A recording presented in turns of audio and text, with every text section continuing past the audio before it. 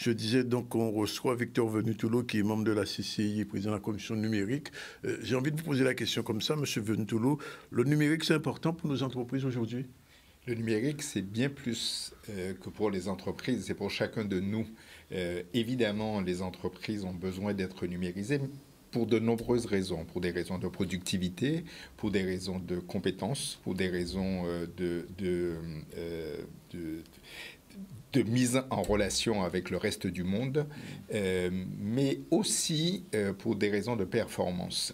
On l'a vu durant la dernière crise sanitaire, nous avions un retard très sérieux en matière de numérisation, en matière d'informatisation.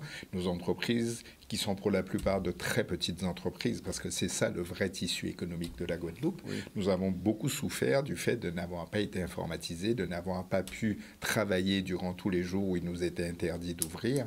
Et j'espère, et en tout cas c'est notre rôle à la CCI, c'est de sensibiliser les chefs d'entreprise à l'importance de cela.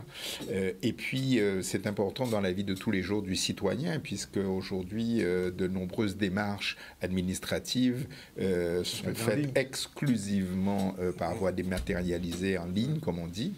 Et je me rends compte chaque fois, moi qui ai pourtant un passé d'informaticien dans une vie antérieure, je me rends compte à quel point pour la personne publique qui n'est pas au fait de l'informatique, à quel point ça doit être très compliqué d'effectuer ces démarches au quotidien et de pouvoir tout simplement vivre. Ça doit être vraiment très compliqué. Mais est-ce que, au regard de ce qui s'est passé pendant la dernière crise, les chefs d'entreprise commencent à prendre conscience de la nécessité de se mettre au digital ou au numérique, comme on veut? Alors, il y a deux phases. La première phase, c'est de dire oui, il faut qu'on y passe. Et ils sont nombreux à le dire, particulièrement suite à cela. Et puis il y a la phase je me lance, je passe. Il y a de nombreux freins à ça, il y a de nombreuses difficultés. La première, c'est la peur. La peur? Ben oui, on vous dit de passer au numérique, mais vous savez, je dis souvent cela. J'ai un père qui m'a payé des études d'informatique. Je suis ingénieur informaticien pour la petite histoire à la base. Et lorsque j'ai voulu lui faire partager le résultat du travail qu'il m'avait permis d'avoir par mes études, il m'a répondu de manière très laconique, mais à quoi ça va sa vie, moi? À pâté bouson pour gagner l'argent. Et donc, c'est très compliqué, en fait, de pouvoir dire à un chef d'entreprise, attention, la numérisation n'est pas une fin en soi, c'est un moyen de vous permettre d'optimiser vos résultats pour vous libérer du temps, pour que vous puissiez vraiment vous consacrer à votre activité. Sans cette numérisation, vous risquez de perdre des parts de marché. Et en même temps, parce que lorsqu'on dit ça à quelqu'un, en fait, on lui dit, grosso modo, bon, si tu numérises pas ton entreprise, tu es mort. Mais quand on dit ça à une entreprise, le gars dit, puisqu'un jamais, on peut nous arrêter avec ça. Ouais. Et donc, il faut trouver tout le langage et toute la pédagogie pour expliquer que non, le terme n'est pas exact, tu vas mourir, mais tu vas être en difficulté. Tu vas te confronter à des entreprises qui, elles, seront plus performantes parce qu'elles livreront plus vite, parce qu'elles auront des infos plus rapidement, parce qu'elles serviront le client plus rapidement, etc., etc. Et non, il ne faut pas laisser passer cette chance que nous avons de pouvoir le faire. Sans vouloir faire de pub pour la région, durant la crise Covid, la région a mis en place un dispositif qui s'appelle le chèque TIC, le chèque TIC, pour permettre une subvention à la numérisation des entreprises jusqu'à hauteur de 10 000 €. C'est rien, mais en même temps, c'est beaucoup, 10 000 € pour des très petites entreprises comme nous. Et il faut y aller. La CCI a été point central là-dessus. Nous avons organisé de très nombreuses réunions avec les entreprises pour leur en faire part. Nous avions un responsable de la région qui avait en charge ce chèque TIC, qui intervenait en visio avec nous, etc. Et moi, dans chacune des interventions que je fais au nom de la CCI, je rappelle que ce dispositif est en place et qu'il faut absolument l'utiliser puisqu'on l'a à disposition. Alors concrètement, Victor Venutolo, un chef d'entreprise qui nous regarde et qui n'est pas encore numérisé se dit ouais, mais qui j'en a fait, quand il fait? Alors, D'abord, il faut démystifier, selon moi, l'informatisation. Je dis souvent, avez-vous un smartphone ? Tout le monde a un smartphone aujourd'hui. La réponse est oui. Utilisez-vous WhatsApp ? La réponse en règle générale, c'est oui. Alors, vous êtes déjà informatisé. Parce que pour avoir un smartphone et WhatsApp, vous avez été obligé de configurer en fait un mini ordinateur. Vous avez rentré des contacts, des numéros de téléphone, etc., etc. Vous créez des listes. Ça va jusqu'au bel. Exactement. Et donc, puisque vous envoyez des fichiers, des photos, des vidéos, etc., à titre amical, à titre humoristique, à titre d'information, vous pouvez envoyer ces mêmes infos-là à vos clients. C'est un début d'informatisation. Déjà, il faut démystifier le truc. Et puis ensuite, eh bien, la Chambre de commerce, moi j'ai choisi parce que lorsque nous faisions campagne avec le président Patrick Vial-Collet, quand nous sommes passés dans toutes les communes, les gens nous ont dit « Ouais, mais c'est comme d'habitude, vous venez nous voir exclusivement quand vous avez besoin de nos voix. Après ça, on ne vous revoit plus pendant 6 ans. » Et on leur a promis, et je tiens parole régulièrement, qu'on viendrait systématiquement après l'élection. Nous avons été élus, et de belle manière, et je continue très régulièrement, à peu près tous les 2 mois, à aller dans les communes de la Guadeloupe pour parler du numérique aux chefs d'entreprise. On fait des réunions à 18h, en dehors des heures de travail, dans des salles que les mairies nous mettent à disposition ou les communautés d'agglo. On est allé à Vieux Habitants, ça a été un succès phénoménal. On aurait pu penser que Vieux Habitants, c'est une commune un peu reculée, etc., mais pas du tout. La municipalité est extrêmement active. On a été extrêmement bien reçus. Il y avait de nombreux chefs d'entreprise dans le secteur du commerce, dans le secteur du tourisme qui étaient là. On leur a parlé, on a écouté leurs besoins, leurs craintes, leurs peurs. On est allé au Gosier, on est allé à Bémao, on est allé au Lamentin, à Sainte-Rose, pardon. On est allé un peu partout. Et on n'a pas fini, on va continuer. On ira dans le nord Grande-Terre, évidemment, dans le nord Basse-Terre. On ira partout. D'abord pour écouter les gens, pour écouter leurs peurs et pour démystifier les peurs, pour leur dire ce qu'ils risquent à ne pas le faire, ce qu'ils risquent en le faisant parce que ce n'est pas neutre, surtout de faire attention aux marchands de sommeil, aux escrocs qui arrivent avec des solutions toutes faites sans avoir écouté les besoins et qui vous disent ben voilà ce dont vous avez besoin. Ça me fait penser un peu à l'époque où on vendait des magnétoscopes à des gens qui n'avaient pas l'électricité en Guadeloupe dans les campagnes en profitant de leur crédulité. Donc c'est pour ça que je dis attention, si quelqu'un arrive sans vous avoir écouté et vous dit vous avez besoin de ça, mettez-le à la porte, c'est un escroc. Jetez-le complètement, n'ayez pas peur. Et nous, à la CCI, on est là pour justement les renseigner, pour leur dire non, tel type d'entreprise est labellisé, entre guillemets, vous pouvez leur faire confiance, etc.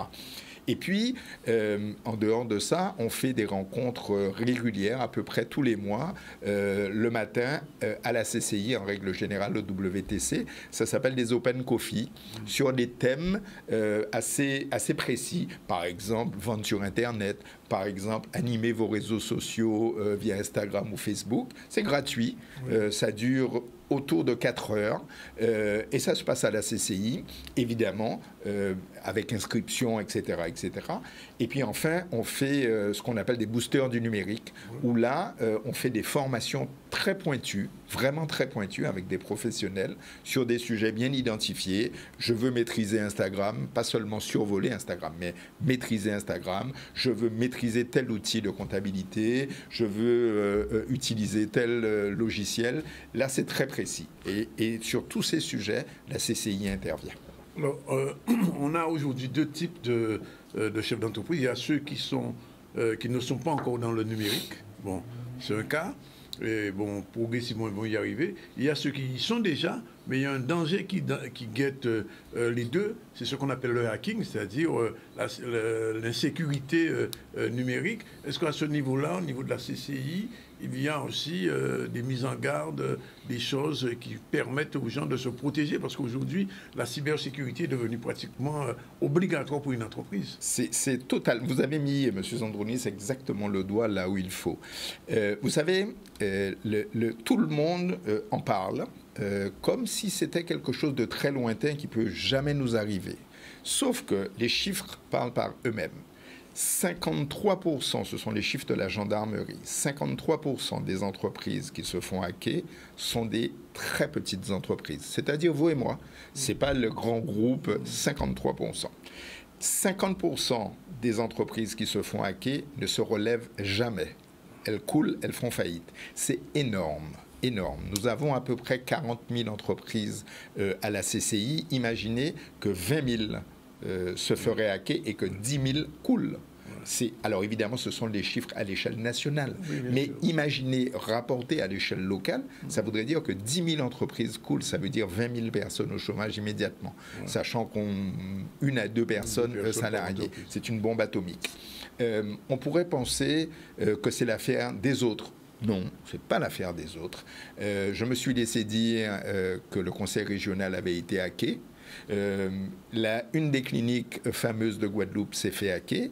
Et en métropole, en France, tous les jours, il y a des entreprises qui se font hacker. Même l'Élysée a été hacké. Même l'Élysée a été hacké. La NASA a été hackée. Donc, il ne faut pas se faire d'illusions. On est tous potentiellement hackables. On a la chance d'avoir en Guadeloupe depuis très peu de temps l'Agence nationale de la cybersécurité, qui est dirigée par M. Cédric Pradel, qui fait partie de la commission numérique et avec lequel on va travailler à partir de désormais. Il faut absolument que les gens comprennent que ce n'est pas l'affaire des grands groupes, que c'est l'affaire de toutes les petites entreprises. Vous savez, dans une des rencontres du numérique que j'ai eues avec la CCI, une infirmière libérale me disait: moi, je ne suis pas concerné. Je dis: comment ça, vous n'êtes pas concerné? Ah non, moi j'ai des données qui sont des données médicales d'un patient. Quel est l'intérêt? Mais c'est ça l'intérêt, c'est que les données d'un patient, c'est les données les plus sensibles qu'il peut y avoir. Évidemment, les données de santé, nom, prénom, numéro de sécurité sociale, maladie, etc. Vous vous rendez compte à quel point c'est important que ces données ne circulent pas dans la nature. Et puis, par les réseaux sociaux, tous les gens se croient assez libres de poster leurs photos d'identité, leurs cartes d'identité, leur passeport, leur permis, le numéro de carte bancaire, etc. Mais quand tout ça n'est pas protégé, vous imaginez, mis dans les mains de quelqu'un de malveillant, ce que ça peut rapporter. On a tous aujourd'hui notre carte bancaire sur notre smartphone. On croit tous que c'est fun de payer avec notre téléphone, plus avec notre carte bancaire. Mais si ce téléphone n'est pas protégé, c'est un peu comme si on déposait notre carte bancaire avec son code et notre pièce d'identité à côté, au milieu de la rue, et puis on disait qui veut prend. C'est très dangereux. Nous devons absolument être sensibilisés à ça. Et il y a encore un autre sujet. Quand j'interroge les grands groupes, inutile de les nommer, on les connaît, ils me disent: non, non, pour nous, tout va bien. On est bien protégés, on a tout ce qu'il faut.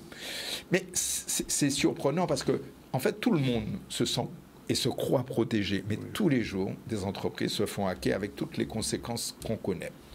Vous savez, je dis toujours, que se passerait-il?